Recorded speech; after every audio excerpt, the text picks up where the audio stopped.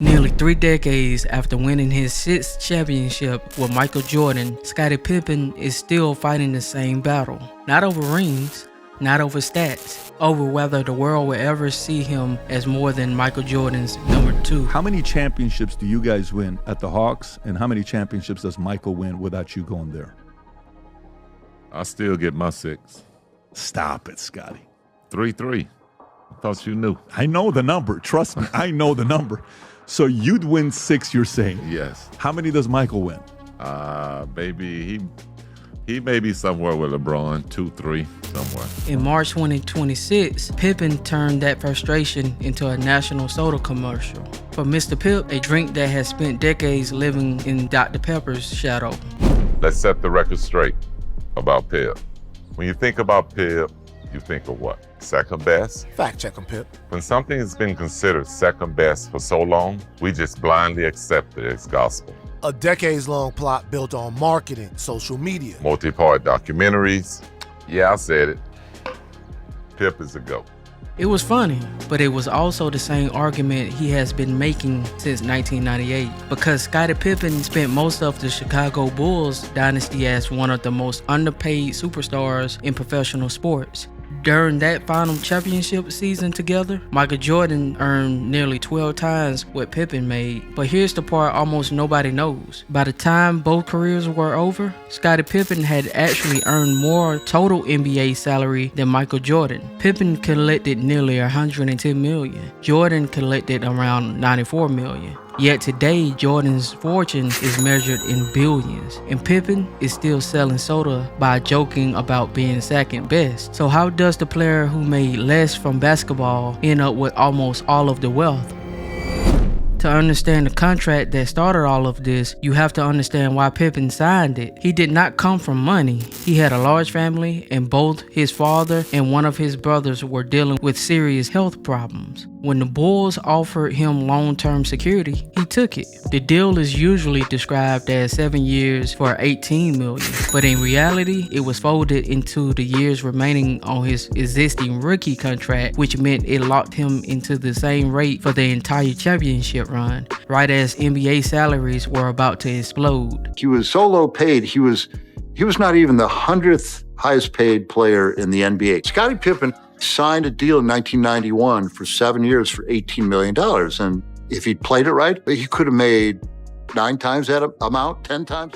To be fair to everyone involved, Pippen was not tricked. His own representatives warned him that the length of the deal was risky. Bulls owner Jerry Reinsdorf later said he told Pippen directly that the team would not renegotiate it, no matter how good he became. I said to Scottie the same thing I'd said to Michael. If I were you, I wouldn't sign this contract. You may be selling yourself too short. It's too long a contract that you're locking yourself in for. But Pippen was not negotiating from a position of generational wealth. He was choosing guaranteed money for his family over the risk that his career or his body might not last. I felt like I couldn't afford the gamble myself, getting injured and not being able to provide.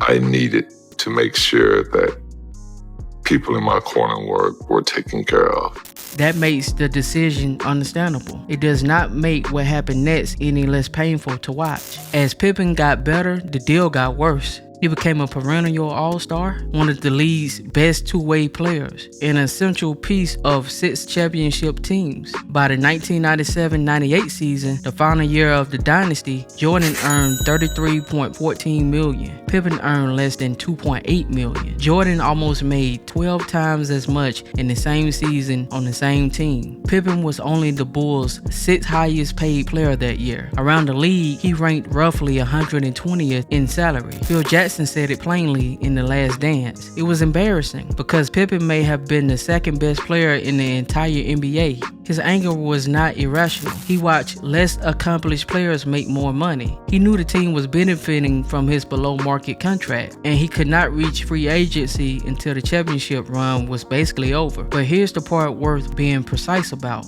The Bulls front office refused to negotiate. Pippen chose the security years earlier, before anyone knew what he would become. His pedestrian contract made him bitter with management, always thinking of greener pastures. I don't think I can prove nothing this season that could give me a contract. I feel like what I've did in the past for myself and for the team, that, I'm deserving of a new contract. Jordan benefited from having a superstar teammate on a bargain contract. I got too many people I can thank. In all the videos, you never just saw me. You saw Scottie Pippen. Every championship I won. But there is no evidence Jordan personally kept Pippen underpaid. The contract was the problem, not the friendship. Here's the twist that makes this more than another Last Dance recap. Jordan was underpaid too for most of his career. His own extension with the Bulls was worth around $25 million over 8 years. He did not receive the massive $30 million plus paydays until the final 2 championship seasons. But Jordan had something Pippen never got, a percentage of a global brand.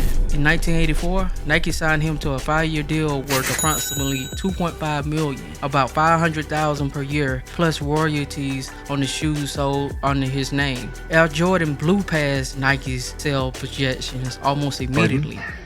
Yeah. We're whiting. Yeah, with some whiting. Now you get a little something for each of these sold, don't you? Yeah, you're working at it. That relationship eventually became Jordan Brand. Today, Jordan Brand generates billions of dollars in annual revenue. Forbes estimates that Nike now pays Jordan nearly $300 million per year. In 1 year, Nike can pay Jordan more than Pippen earned across his entire NBA career. That is the dividing line in this story. Pippen negotiated the price of his labor. Jordan negotiated participation in everything his name would continue selling.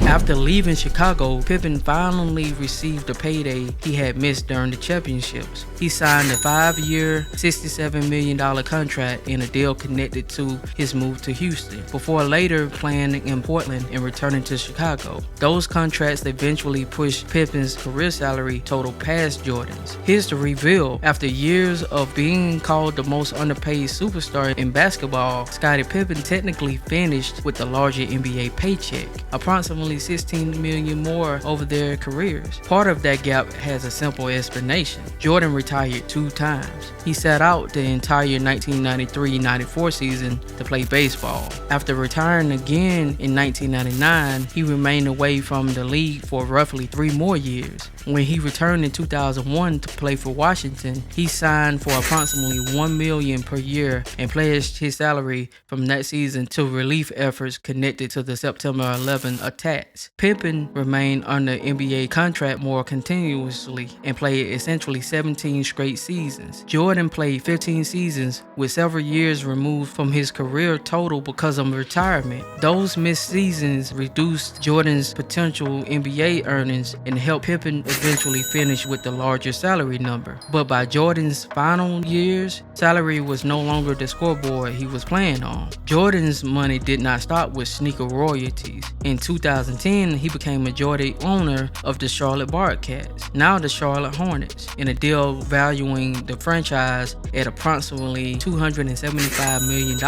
In 2023, he sold his controlling interest in a transaction valuing the Hornets at approximately $3 billion while retaining a minority stake. And Michael Jordan is reportedly finalizing a sale of the Charlotte Hornets for about $3 billion.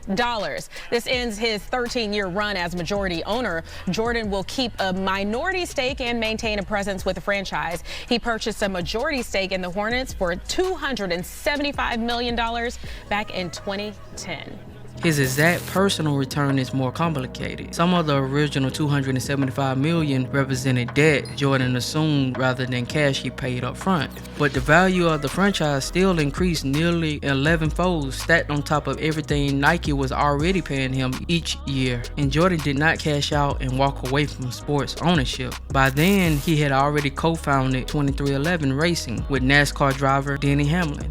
Basketball made Jordan famous. Sneakers made him extraordinarily wealthy, but ownership became the competition he could continue playing long after his body could no longer compete on the court. Salary pays you one time for work you already performed. Royalties pay you every time someone else buys something carrying your name. Equity can grow in value while you are no longer doing the daily work. Pippen's $110 million salary was real money. He earned it the hard way. One season at a time. Jordan built income streams that continue compounding long after he took his final shot. But neither man moved through life without expensive financial setbacks. And some of those largest financial losses had nothing to do with bad investments. When Michael Jordan divorced his first wife, Juanita, the settlement was widely estimated at approximately $168 million, one of the largest celebrity divorce settlements of his era. Scottie Pippen's divorce terms were less public, but court records later showed that his former wife received 50% of the marital portion of his Chicago Bulls retirement account. That does not mean she received 50% of his entire pension or 50% of his total fortune. It means she received 50% of the portion legally treated as marital property. Both men surrendered valuable assets after long marriages, but once again, the same financial difference remained. Pippen's retirement money represented income he had already earned. Jordan still had Nike royalties generating new money every year. Jordan also settled a disputed $300,000 golf gambling debt during the 1990s. The NBA investigated his gambling 2 times and found no evidence that he had violated league rules or bet on NBA games. Do you have a gambling problem? No, I enjoy it. It's a hobby. If I had a problem, I'd be starving. I'd be hawking this watch. My championship rings, I would sell my house. I would do this. My wife would left me, or she'd be starving. My kids would be starving.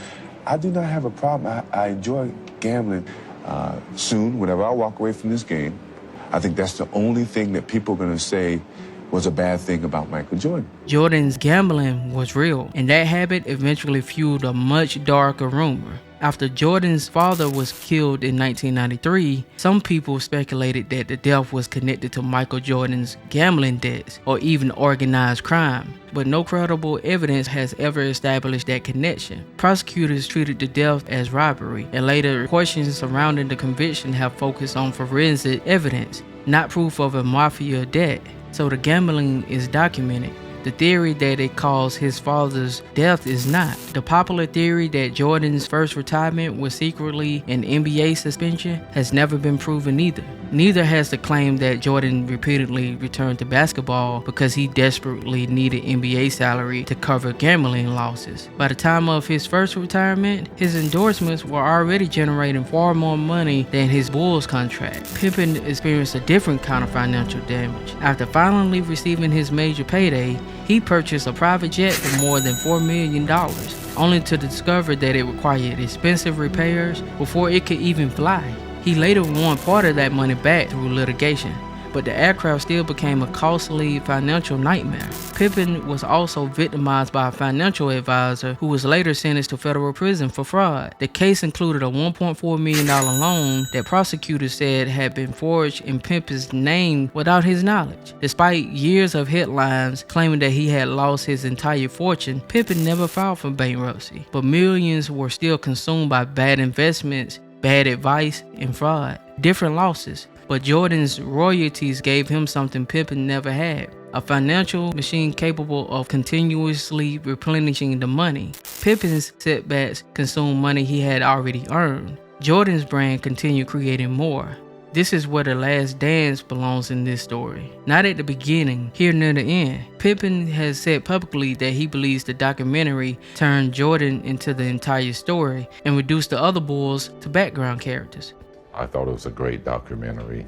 I felt like the documentary only told a story that sort of glorified him as a player and not glorified us as a team. He had also claimed that Jordan was paid $10 million for his involvement, while the teammates whose footage helped carry the series received nothing. To be clear, that payment figure comes from Pippen himself. It has not been independently confirmed and should be treated as his account, not an established fact. But true or not, the accusation reveals where Pippen's resentment actually lives. It was never only about the contract.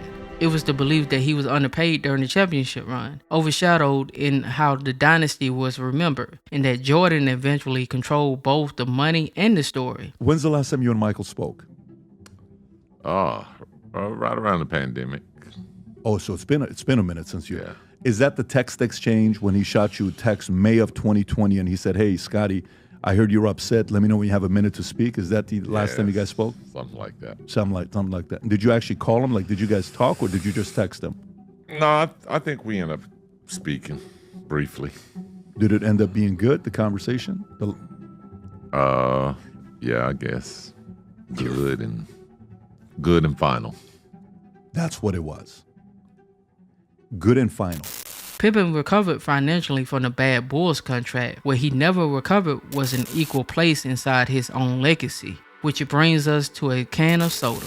It looks like a joke about second best soft drinks, but the entire campaign is built around the idea that Scottie Pippen has spent nearly 30 years being told he was second best and has now decided to get paid for saying so out loud. Jordan monetized being the greatest. Pippen is now monetizing being overlooked. Do not conclude that Jordan stole from Pippen. He did not. The actual lesson is this. Pippen won the salary comparison. Jordan won the royalties and equity. Getting paid for your work and owning part of the value your work creates can lead to two completely different financial lives. Pippen earned more NBA salary. Both men took financial hits, but only Jordan built a financial machine capable of continuously replacing the money. You do not need 6 championship rings for this to apply to you. A salary ends the day you stop showing up. A royalty, an equity stake, or ownership in something you help build can keep paying whether you are in the room or not. Pippen made an understandable decision for a young man with a family to protect. Jordan made a bet that would only pay off decades later, assuming it paid off at all. Neither man was wrong for making the choice he made at the time, but only one of them is still collecting checks connected to a decision made in 1984. Scottie earned more NBA salary than Michael Jordan. That part is simply true, but salary turned out to be the smallest and least important part of what Jordan built. Pippen won the salary comparison. Jordan won the financial structure and eventually control of the legacy. What do you think? Does Scottie Pippen deserve more credit than he has received? Or did he simply make a different bet than Jordan and lose it? For more investigations into money behind the game, subscribe and tap in. I'm out of here.